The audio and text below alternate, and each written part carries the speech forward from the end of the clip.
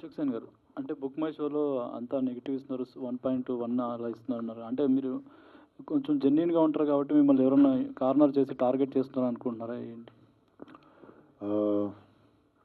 ఇది ఆ book my show panchayat అయితే వాళ్ళకి ముందు I think book my show also should consider this before they use to ticket కొన్న వాళ్ళకే స్టార్ అంటే వాడు షో అయిపోయిన తర్వాత మనకి పంపిస్తుండే నువ్వు ఎంత ఇస్తావు రేటింగ్ అని 10కి ఉంటుంది వాడిది రేటింగ్.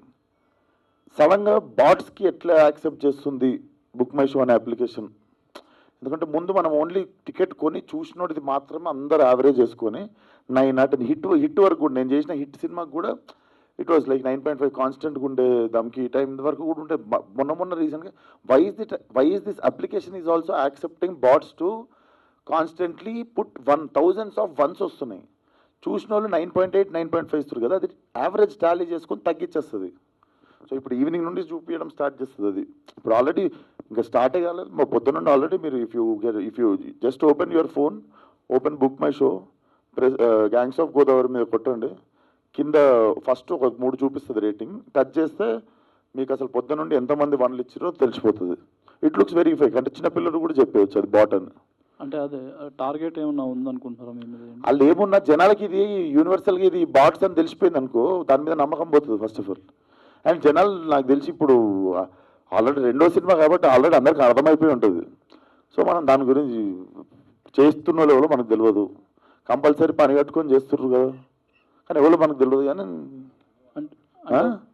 అన్ని వనరులు ఉన్నాయి. అంటే ఒక హీరోని అలా టార్గెట్ చేస్తే ఆయనతో సినిమాలు చేస్తే ప్రొడ్యూసర్ కూడా నష్టం కదా, పోతలేరు కదా, అదే ప్రాబ్లం. వాళ్ళు ఫెయిల్ అవుతారు కదా. ఇప్పుడు ఏం చేసి మీరు తెలిసిన డిస్ట్రిబ్యూటర్లకి వాళ్ళకి వీళ్ళకి అందరికి ఫోన్లు చేసుకోండి. Maximum matinees, first shows, second shows అన్నీ హౌస్ఫుల్ నడుస్తాయి ఈరోజు, రేపు నడుస్తాయి. సో అది ఎఫెక్ట్ చేయకుండా మనం పని చేయాలి అంతే.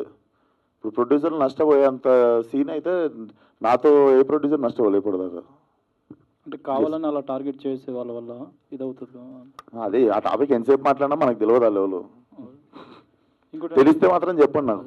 మీ సినిమాతో పాటు ఇంకో 2 సినిమాలు రిలీజ్ అయ్యాయి కదా, అంటే ఇలా కాంపిటీషన్ ఉండడం వల్ల కూడా కొంచెం కలెక్షన్స్ తగ్గేది ఉంటుంది కదా. నాకు తెలియదు ఆ రెండింటి, నాకు పొద్దున్న నుండి నాదే సరిపోయింది యాక్చువల్లీ. ఇప్పుడు ఒకసారి కొంచెంసేపు అయితే అసలు మిగిలిన ప్రపంచంలో ఏం జరుగుతుంది, అసలు నా సినిమా నేను కాకుండా అసలు ప్రపంచంలో ఏం జరుగుతుంది నేను తెలుసుకోనికుంటుంది. మాకు పని వర్కే సరిపోయింది జస్ట్. ఓకే. ఇంకోటి ఏంటంటే మీ ప్రతి సినిమాలోనే 2 హీరోయిన్స్ ఉంటారు, అదేనా సెంటిమెంటా ఏంటండి?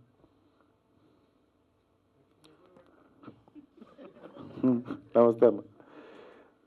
సెంటిమెంట్ నేను ఆలోచిస్తున్నా అన్నిట్లోనా హిట్లో ఒకలే ఉన్నారు, హిట్ సినిమాలు ఒకలే ఉన్నారు. కోరిదేవుడా, దమ్కి ఇలా చూసుకుంటూ పోతే చాలా సినిమాలు ఉన్నారు. బాగుంటుంది కదా చూడడానికి.